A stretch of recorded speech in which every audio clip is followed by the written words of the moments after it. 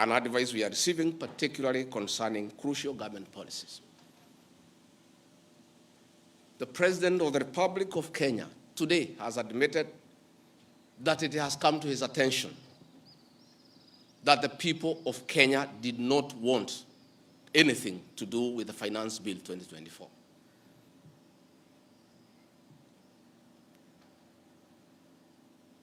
The President has now agreed that we need to listen to the people. And I sympathize with my boss, President William Ruto, because this information was not available to him. I know President William Ruto. Had he known 2 months ago that the people of Kenya did not want anything to do with the Finance Bill 2024, he would not have asked his parliamentary party to push it through. Yet, we have an organization paid by the public to give him and government such information. And that is where the problem is. We have a dysfunctional National Intelligence Service that has exposed the President, the government, and the people of Kenya. Had the National Intelligence Service briefed the President 2 months ago about how the people of Kenya feel about the Finance Bill 2024, so many Kenyans would not have died. Property would not have been destroyed. Offices would not have been touched. There would have been no mayhem. But they slept on the job. It had to take people to die, property to be destroyed, protests across the country for the President to know the truth of what the people of Kenya feel. Yet, there is an organization paid for by the public to brief the President and the government about the feeling of the Kenyan people. Officers of the National Intelligence Service, officers of the National Police Service have told me in confidence they did not get advance intelligence briefs about the magnitude of the protest in Eldoret, in Kericho, in Nairobi, in Githurai, in Embu, in Nyeri.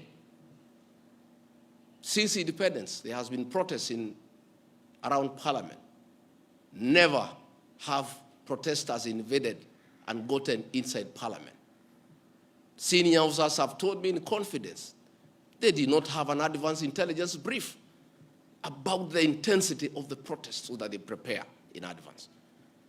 The National Intelligence Service slept on the job. And the problem is simple.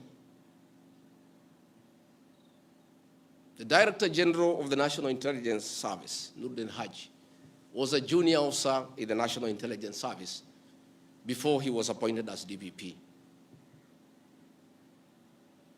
When he was appointed to the office of the Director General, because of inferiority complex, he chased away all the people who were senior to him when he was in the service, therefore crippling the capacity of that service and making it dysfunctional. 3 directors were chased away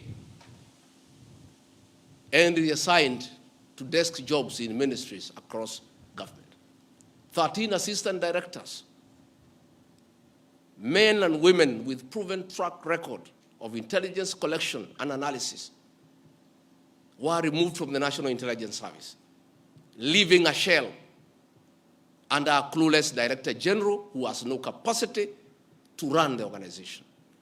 And that is why the security sector was caught off guard by the intensity, the anger of the Kenyan people, the agitation of the Kenyan people, the resilience of the Kenyan people. Had Noordin done his job, we will not be where we are today. He has no capacity. He is out of the country most of the time on business trips. The country is on its own. My boss, President William Ruto, is exposed that he has to back down and admit that he has hurt the people of Kenya. Yet this matter has been in public domain for the last 2 months. I want to say that Noordin must take responsibility for the deaths that occurred.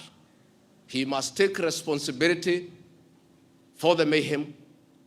He must take responsibility for failing President William Ruto. He must take responsibility for failing the government of the Republic of Kenya.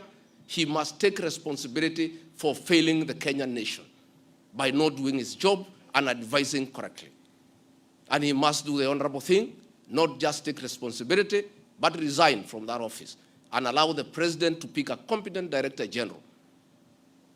I want to request President William Ruto to consider, as a matter of urgency, to recall the 3 directors who are removed from the service and the 13 assistant directors to come and help reconstruct the service and get sanity back to the National Intelligence Service to serve the president, the government, and the people of Kenya.